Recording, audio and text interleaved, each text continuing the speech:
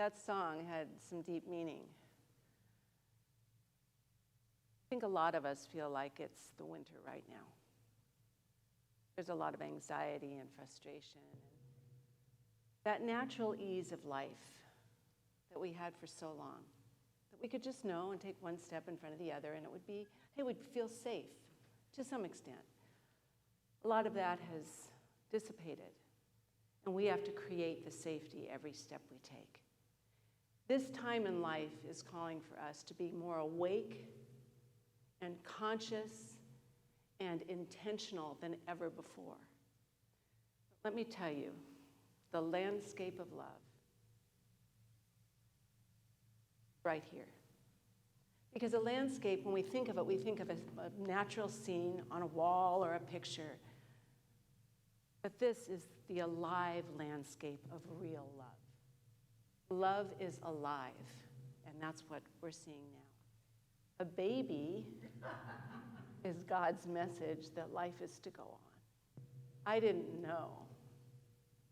You know with your own kids how much you love kids. And I heard what a grandparent feels. It's that love without all the expectations and responsibilities, but the love that comes from just being able to be one-on-one. So thank you, Deanna and Brooke. Thank you, Jeremy. Thank you. I haven't seen you in over a month because you've been in Australia. So Jeremy's another grandchild that brings wisdom, fun, a little stinker at times, but such goodness to life. So thank you. But today, as we talk about the landscape of love, I had to think about that word love. It has so many layers. We don't really know for sure when we say love, what it means, because when we think of the song, love can be like a razor. If we think of the Greeks, they at least have 3 names for love. Eros love, romantic love, can be so wonderful and exciting and stimulating and glorious, and not. It can hurt. It can be painful, but a learning experience. Now, philia is brotherly love, and that's when we really join community and work together for a common good and purpose, and that's good. But the love we're talking about today is the agape love, the real love that's the stuff of which we're made. Ernest Holmes says, love is the very purpose of our being. It is the sole impulse for creation.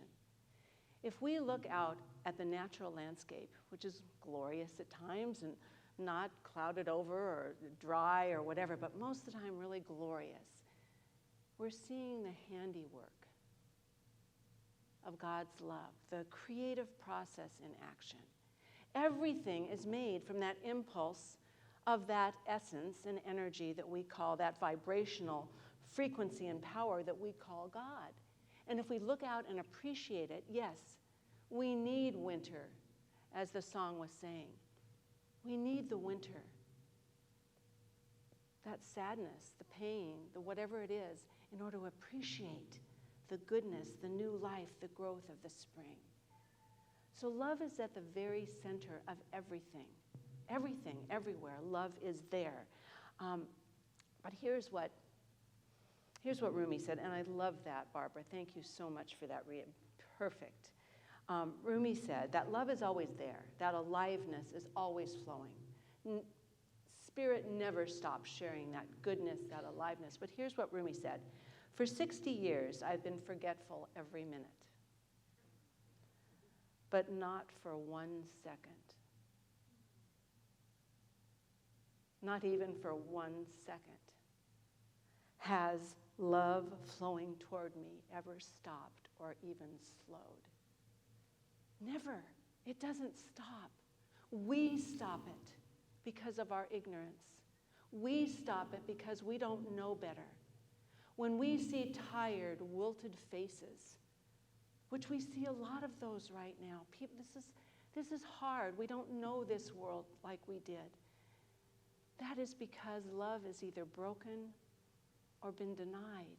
And we have a call and a challenge. Number one, to feel the love in ourselves from which we've been created. That's number one, and that comes in the depth of silence. When we talk about the silence, we need to take silence and create a space for silence every day in our life to remember who we are. If we asked, who are we? The mystics, Jesus would all answer, you are love. Don't you forget it. That's who you are, but we need to remind ourselves of that. We need to go into that silence. Now, there's a beautiful book by John O'Donohue. I know, Judy, you know John O'Donohue very well. A beautiful Irish priest, writer, author, teacher, who really got the Celtic spirituality back into practice. He shares in his book, Walking in Wonder, and I'm not going to read the whole poem. It's by Wendell Berry. But he was talking about the importance, and this section is called Landscape in his book. And he was talking about the importance of going into silence to remember who we are. And he said, this is by Wendell Berry, he said, I go among the trees and sit still. I go among the trees and sit still. All my stirring becomes quiet around me like circles of water. My tasks lie in their places where I left them, asleep. And it goes on, and it's very beautiful, but it's a message how we need to take time for silence for nothing else than to remember who we are. Because when we can find that love, that we're born from that, whatever we may be experiencing, this life is tough. We're all works in progress. Our growth is not done. We're still here. So we are works in progress. But if we remember who we are, if we connect with that essence of life, then we can be a conduit of love, intelligence, abundance, creativity, goodness. We can be that conduit that we can make a difference and uplift things. So if we come in contact with ourselves and look in the mirror and go, ooh, I need some help to remember I am the power, I am the goodness, I am everything right now. I have it. I'm not perfect, but I'm pretty darn good. We can remember that, then we can go and help others. We think of love, in this multi-layered word. What does real love mean? Number one, if you want to know if you're really acting in love, is it unifying? Are you bringing things together? Are you pushing them away? It's a test. Because real love, God's love, true love, is unifying, and it's connecting. It brings things together, and it is alive. But this has to be a practice that we start doing, because I have a quote I should have read there, but anyway. It's a responsibility. Love is a responsibility that we have to practice. We have to practice it. It's there, but we have to practice. And it's not enough to know that God is love. We have to practice it. And what does practice mean? Well, I think you'll be able to feel this in yourself. It's about removing the filters and the gaps that we have established and put in place. It's our doing that we've put there to remove them so we can have the flow. That flow that never stops or never slows. It's up to us to keep it open. But believe me, when we open those gaps, we're going to run into some yucky stuff. Because there's stuff in there that hurts. Did anybody get any hurt this week? Any anger this week? Any upset this week? Any rubs on your triggers this week? Nobody but me? Wow, I'm so happy you're all learning. I guess I need to study a little harder and practice more. It happens. And we're going to run into that. But true, real love is vulnerable. I believe I mentioned last week about our grief group that's been getting together twice now, and we'll have one again next week. When you really provide a safe place and you feel like you can be vulnerable and tell your truth for that moment, because emotion, we don't talk about situations or experiences or stories, we talk about the emotions. Emotions come and go. But if we push them away and don't acknowledge them, they grow and grow inside. But if we can have a place that feels safe, we can get our emotions out for that moment, not only does it free us up, but it allows others to do the same. We need to practice vulnerability. We need to practice writing, journaling, doing what we need so we can be an open conduit. Now, I don't know what brought you in here today. I'm not sure. I told Peggy when she came in, she said, "How are you?" Well, she watched online last week, and I said, this might have been a week that I watched online. It's been a really tough week, and I was just like, oh my God. But, we've got to keep working it. We've got to keep practicing and keep pushing ourselves and have the courage to rise up. Have the courage to rise up. This is going to be our prayer wall Sunday. We haven't had a prayer wall in a very long time. So our ministers and practitioners, those that were here, will come up. You don't have to touch hands if you're uncomfortable. We've done that before, but whatever's comfortable for you. You don't come up with a long prayer request. I want you to think, I'm going to give you a little love quiz in a minute. And this whole practice of life is either awakening or surrendering. Waking up to a greater truth, a greater understanding, enlarging our consciousness so we know more and understand more, or it's about surrendering those small things that keep us stuck, keep us limited, keep the blocks in that flow, the understanding. So we're either, as Mark Nepo said, holding on to what is good and right and true, hanging on sometimes, or letting go. We've got to be in that process to understand this life is about movement and aliveness, and every single day, if we're really in that practice of love and practice of that responsibility, every day is going to bring something new. It won't be that same old repeated pattern constantly. We'll have more consciousness that we can look at things and make things new. Jesus told us, love your neighbor as yourself. And I told you, if we're going to do that, we have to grow in self-love first, because that's a hard task.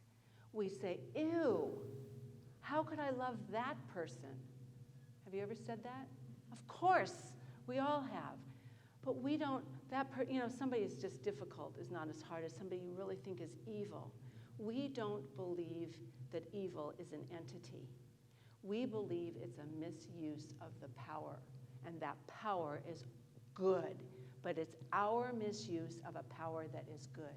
So even somebody that you might say is evil or horrific or awful, there is that kernel of goodness and love inside of them too. You don't have to interact, but some prayer, some tenderness, some understanding can change things dramatically. We still do what we need to do, take care of things to be safe, all that, but just some tenderness, some consciousness, some vibration that can just break up energy. We've always talked for years and years about how a smile can break through the pain in someone's heart. If you look for the beauty in people, beauty is like that divine breath that breaks the heart open, blows it open, if we can find beauty in things. So often, how can we find love and beauty and goodness and success and joy and abundance in things if our thoughts are on hate and judgment and discord? Mother Teresa said, if you're judging someone, you have no time to love them. We need to make more time. We need to make more time. So if we're in the process right now of letting love just expand from us, that's our intention. Think of we're like a sun, a radiant sun, because the light and love and light, they're kind of synonymous. We're like a radiant sun. And what does a radiant sun do? It gives us light, it shines. And Hafez said, even after all this time,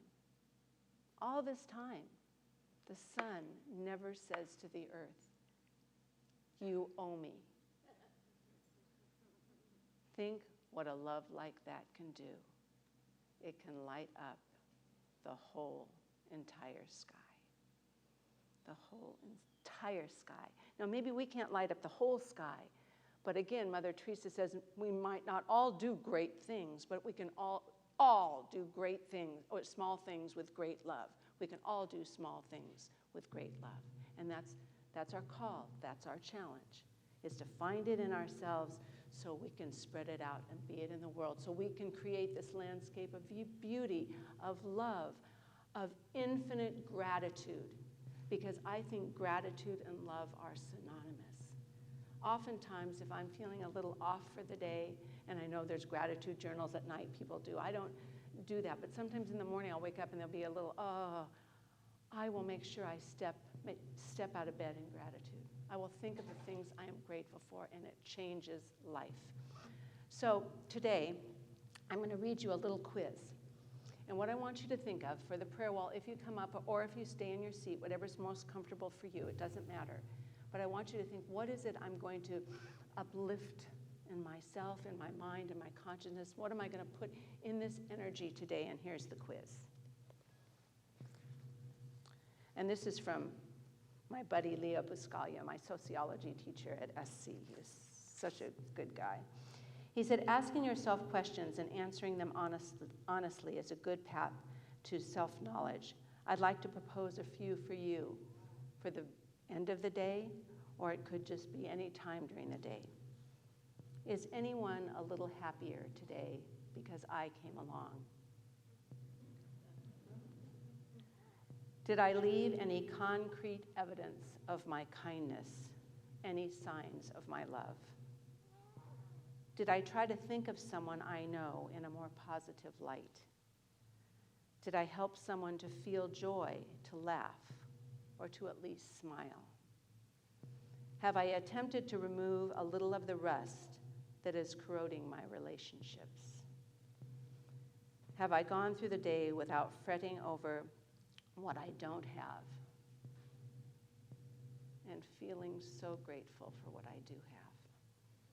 Have I forgiven others for being less than perfect? Have I forgiven myself? Have I learned something new about life, living, or love? And he said, if you're not satisfied with your answers, take heart. Tomorrow you get to start all over again, because each day is new. So as our practitioners and ministers come forward and make a wall up here, a wall, you know that dome, a dome of prayer. It's a vibration that's absolutely circling this whole room right now. And leave a little space between you. Yeah, this is perfect. Come on up. And in your seats, just release your knowing and your prayers in this beautiful dome of love right here and right now. Just release it to the infinite mind of goodness, of God, of love, of truth. And know, right here, right now, it is done. This moment is the powerful moment where miracles happen. And it is done as we release it, accept it, and know it is true. And we seal this all right now by saying together, and so it is. God bless you all. And I just want to close with, this is, the mystics get this. If you wonder about life, start looking at the mystics. Whatever religion they are, however old they are, they know the same truth. This is what Meister Eckhart said. The eye with which I see God is the same eye with which God sees me. My eye and God's eye are one. One eye, one sight, one knowledge, one love. So as we hold that, please just say with me or after me, I am love. I am light. I am power. I am goodness. I am success. I am abundance. And I share my good. And so it is. God bless you all.